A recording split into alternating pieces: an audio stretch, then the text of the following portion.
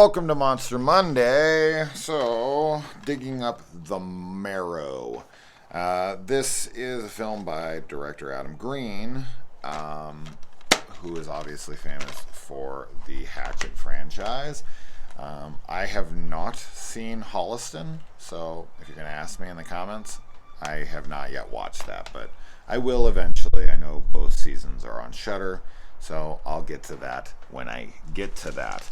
Now, Digging Up the Marrow is a film I have seen, and I wasn't big on it when it came out. I feel like this film is very split in the community. There's a lot of people who love it, and there's a lot of people who hate it.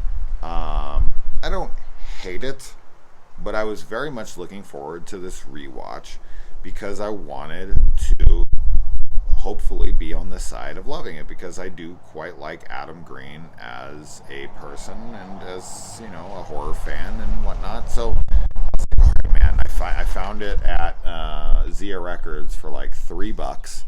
It was like $12.99 marked down to $3, and I was like, oh sweet, I can add it to my collection. I can watch it again. And I threw it on and I really went in because it's a mockumentary. It's you know, I don't know. There's got to be a difference between found footage, because that's what people consider. To me, this is a mockumentary, right? This is found footage. Found footage is like someone filmed it, and then, you know, they died, and then their footage was found. Like, that's typically found footage to me, as opposed to this is a documentary that these people made and they're showing it to us. So that is a difference, but that's semantics, I think. Like, doesn't really matter. So you can call it found footage, you can call it a mockumentary, either work. I guess I would go with mockumentary if I was being really specific about things.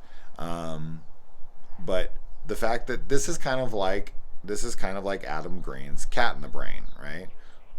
This is a very meta horror film where he himself stars as himself, being himself, in a film about his life as a director and the random encounters that he has with his fans and how it's led him to look into things. And this is based on a life, you know, a true life event of his, basically. I looked up in the trivia of IMDb that some you know, fan randomly told him about something, and that's what kind of inspired this. And this film took him 5 years to make, which is pretty wild to me.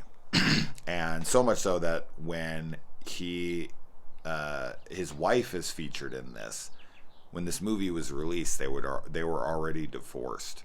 So like, his wife in the film, which of course is his wife in real life, is one of the people in the film, and is with her and everything. Like, it would suck to release this movie or be in like the editing room and whatnot, putting your wife in the movie. I'm surprised he didn't fucking just edit her out. But maybe they're good. You know, you don't want to forget your past.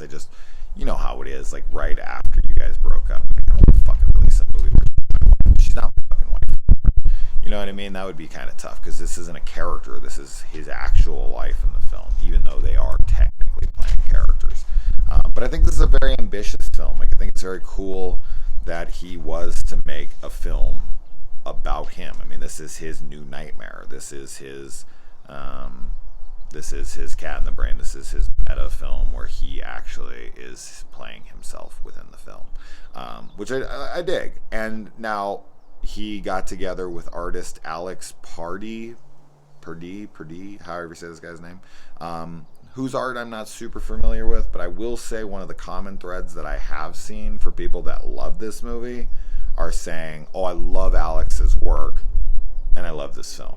So it seems to be a lot of connection to Alex as an artist, and the fact that this movie was made based on his work. Now, what choice that was, why he specifically chose that artist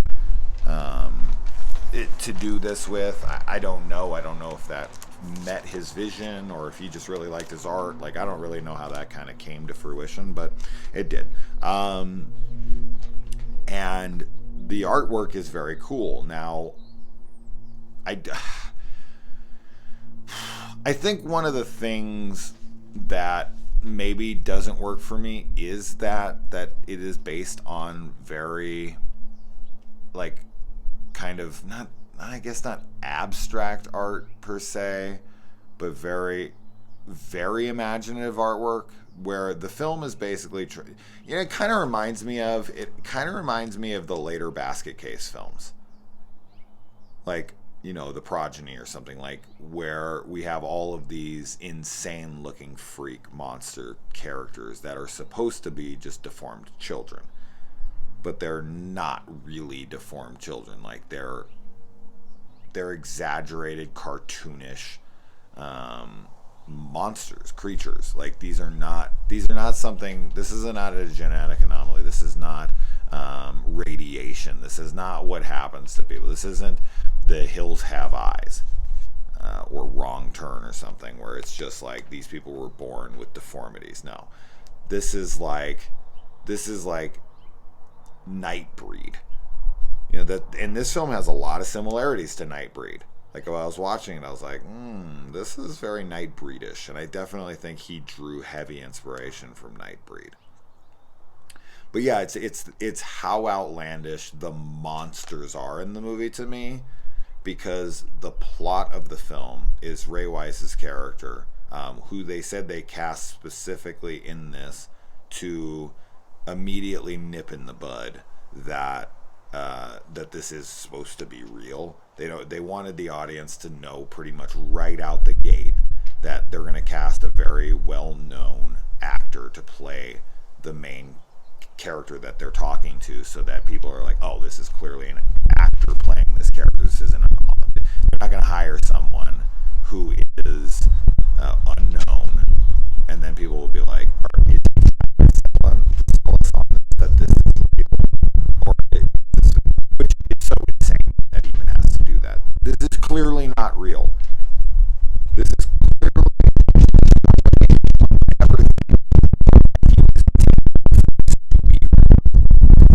it's annoying to me that directors and studios have to cater to morons. Like, there's still people, and he says this in there. I think it was in the trivia with the Poughkeepsie tapes, and he kind of referenced that as, like, you don't want to let people think. Like, I've said this many times on the channel, but I got into an argument with someone to the point where I had to block them from the group, which I've only done one single time in my life. In my Sinister Cinema group on Facebook, I've only blocked one single fucking person ever. And it was because it was how they handled it. They were being absolutely ridiculous, attacking me, and I didn't even know who this person was, and I was like, get the fuck out of here. But we got into this big fight about the Poughkeepsie tapes being real. Not based on real things or anything. Real. Straight up, the footage we are watching is actually happening. That is the real footage. And this person was just like, you're a moron, this and that. And I'm like, I'm a moron? I'm the moron because I think that they're releasing police evidence for people's entertainment? Like, people, found footage films aren't real. They're never going to be. Please stop being those people that are like, I wonder if this is real. They're watching it. So the fact that he had to actually consider that fans are going to be like giving him shit for thinking this is real, they're idiots. And I don't think you should cater to morons. I really don't. Like, morons are going to get upset anyways. They're morons. Their brains don't work. They get mad about everything. They get mad because their brains don't work. So don't worry about them. So there you go. They have a cat in the brain. This is his cat in the brain. Jesus Christ. Anyways, the whole point I was trying to make about Ray Wise's character here is that he's trying to tell us that these are deformities, that these were people, they were born different, and now they basically hide themselves away in a thing called the Marrow, which is this like underground tunnel system. They block it. It's too fantastical is my issue with the film. If they were like, I think this film would work much better if they went one of two ways. They went with monsters are real, they're actually monsters, or there's deformed people and they actually looked like deformed people, and they hung out in the woods, and they created a little compound where they lived at, and if you found it, it was hard to find, but he knew where it was at, and they find it, and they come across a bunch of deformed people who live in these things. See, it's one of my biggest problems I have with it is that he's trying who now are basically monsters because of how they look, but it's not. What's happening in this film is supernatural. The way that they're able to cover up the Marrow to other places, the fact that they can kind of slink in the shadows the way that they are, and he's like pointing them out, look, there they are, and they like hang out in the woods and all that doesn't make any sense. It doesn't work. It's stupid. It does not flow with what the character's setting up. Just make them straight up monsters. The art depictions that Alex Pardee does are fictional. They're fucking like fantastical. They're outrageous. They're not realistic. To make them actually human beings that were born with deformities is dumb, and it hurts the film, and it makes me go, what? So that stuff does not work for me at all. I don't like it. So that hurts the film for sure. But the drawings in the film, of course, are really cool. And then you have Adam Green in this, who I think is quite good in this. I do like his performance. I mean, I think there's a lot to be said for people who don't understand that acting like yourself is tough. Being yourself in a movie is not easy. Like, I think people think it's easy, but you're having to pretend to be yourself, recreating emotions of your own, being angry as you, being sad as you, like trying to recall moments of your life and recreate them is not easy. I think a lot of people are, oh, he played himself. That's not much of a stretch. It might be easier, obviously. You're gonna have an easier time impersonating yourself than maybe other people are, but being yourself and acting emotional as yourself in a film, on film, is tough, 100%. And Adam Green does a good job, as does everyone else in this. I think all the real life people that he has in there, nobody feels like they're acting. They all do feel like themselves. So kudos for that. That's good stuff. Kane Hodder comes in and critiques it. It's funny, and trivia that they didn't know what this movie was going to be about, so they kind of just brought him in, and everything you see is kind of ad-libbed and him just kind of talking and just being Kane. So that's cool. I like that. And as I had already said, this has a lot of similarities to Nightbreed. Ray Wise's character is extremely protective over these monsters, although they don't seem to be all that protective over him in the end when they're like torturing him. These deformed people must be morons as well, because they forcibly like put him in a cage, strip him down, and then basically torture him while filming it and being like, hey, don't come looking for us anymore, this and that. It's not real, it doesn't exist. And it's like, it clearly is real. Like, we can see that they're torturing you. We can see that you're in a cage. We can see that something's actually happening. Like, that doesn't work. You can't force someone to do it at gunpoint and then be like, no, there's no one here, and there's like a gun to their head, and there's like in the video, and they're like, oh yeah, no, I'm totally fine. No one's coercing me to do this. All is well, and you actually see the gun. It doesn't work. It doesn't work. So that's really stupid. And I like that Ray Wise puts on some record, and in the background he's like, this is my favorite tune. And they're like, what song is this? And he's like, or who does this song? And he's like, I don't know. That's pretty funny. Like, could you imagine having a favorite song and not knowing who did it? Like, it's definitely, I've definitely liked songs, and I don't know who does the song. That's 100%. But my favorite song ever, it'd be like not knowing who directed your favorite movie. That, though, I bet happens more than you would think. Like, my dad, 100%. 100% my dad doesn't know who directed The Shawshank Redemption. 100%. No fucking chance he knows who directed The Shawshank Redemption. And that's been his favorite film since 94. So that's pretty common, actually. So, but for film people, that's not common. But songs are different. I don't. Do you know anyone, or have you ever met anyone, or you yourself have a favorite? I don't have a favorite song really. Favorite songs are really really difficult. But all of my like legit favorite songs that I love and adore, and I know like all the words to, and I've listened to 1,000 times, I definitely know who the artist is. Do you have a song that is beloved to you, that is arguably your favorite song, one of your favorite songs of all time, and you don't know actually who does the song? Anybody? I'm not giving you shit. I'm just curious. Is that a thing? Because there's definitely movies out there that I absolutely love that I don't think I could tell you the director of. You know, certain movies I absolutely adore, and that's rare. Trust me, it's not many, but I'm sure I could name a few films. I'm struggling to think of one right now, but yeah, I'm sure it exists. Maybe. Anyways, and I like how there's a I guess this is kind of supposed to be for laughs, but he talks about how the monsters built around an IHOP because they really like pancakes. I almost feel like this was to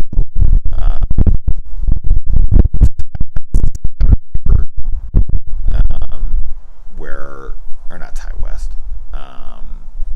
fucking Eli Roth. Ty West did well,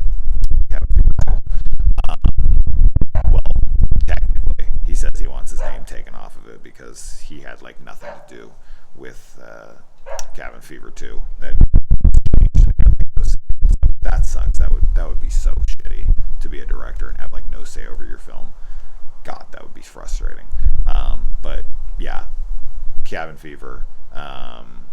That's like that scene, you know, pancakes, and he gets up and he does like kung fu. Cabin Fever is so funny. I love that movie. I don't know why people hate that movie so much. I think it's great. I think it's so great. I gotta cover those movies at some point just because I want to talk about the original Cabin Fever, because I really think it's an overlooked film that's completely, hated. We'll get to that. I'll do that film eventually. It's not a monster movie, so I can't do it for Monster Monday. It's not a slasher movie. It's not a Stephen King movie. And lately, it's all I've been doing is this stuff. You can blame my girlfriend, by the way. She takes all of my time now. I have no time anymore. So if anybody wonders why I don't make as many videos anymore, you can write her nasty letters. Actually, don't do that. I'll be very mad at you. But that's why. And I like that he's talked to in this film about he's supposed to be writing the second season of Holliston, and he's like there's a lot of real good ties to his own life. It feels very real. So good on him for that. We get appearances by Mick Garris and Tom Holland, obviously big horror directors, and they act in this, and are you know, he got so many big name horror directors to be in his film and play along with his gag and to play along with the gimmick of this movie. I think that's so cool. And Garris actually name drops a couple other big names that this character has run around to and tried to get on board with exposing the Marrow. I'm not really honestly sure what the point of him trying to draw attention to this is. Like, what exactly he wants to do. Does he want to like point out that they exist and for them to be maybe accepted more into society? But they're fucking monsters. Like, they're trying to kill them. Like, they're terrible. Like, maybe not. I don't know. I guess no one dies, but they are very intimidating, and maybe they just want to be left alone. I guess. I don't know, but I don't really understand what his aim in the game is outside of like, you know, it's like, well, don't film them and don't put lights up anywhere and don't actually see them. And it's like, why are you telling me this? Like, why are we even allowed to come out here and look? So this is what I'm talking about. All of this setup is just silly to me. This is why the film doesn't work for me. This is why, yet again, I watched it this time really trying to enjoy it. And while I like aspects about it, I like the ambitiousness of it. I like Adam Green. I like stuff about it. I like that he got other people on board, Kane Hodder and Garris and Tom Holland and all these familiar faces in the horror world kind of being in this film and playing along with it. I don't like how it's set up. I don't like how it plays out. I don't like, the questions that I have. I don't like the tone of it. I don't like there's just so many things that just don't work for me. So I really, really do try to like this film. The creature effects on the monsters in this film are awesome. Fantastic. Really great. Awesome stuff. So big thumbs up for the actual creature designs, the execution of making them look like the drawings, whatnot. Great stuff all across the board. High praise for that stuff. Awesome practical effects by the team behind those effects. So kick ass for that. They do have an audio commentary on here with Adam Green and Alex Pardee, and then the cinematographer and actor Ray Weiss. So that's pretty cool. There's extended and deleted scenes. Somebody says it's the scariest movie of the past two decades. I don't see how this movie's very scary at all. There's only like the moment where they encounter the monsters out and the dude like drops off his thing and he like puts his kind of like tentacles up or something. And then at the end when he sneaks into the house and he like screams, and I don't know. I guess that could be scary, but the rest of the film, no. Very, very disconnected.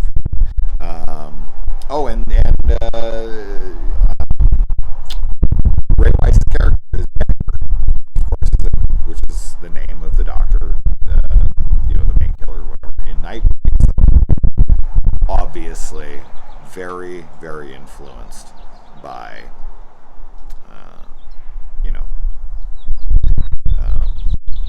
Nightbreed. And they go to Decker's house, and when they get there, there's no one living in the house, and they go down to the basement. But what his character is, I don't understand. What he's actually doing, what the point of him is, I don't get any of that. He rented a house. Adam Green rented a house for this film because he didn't want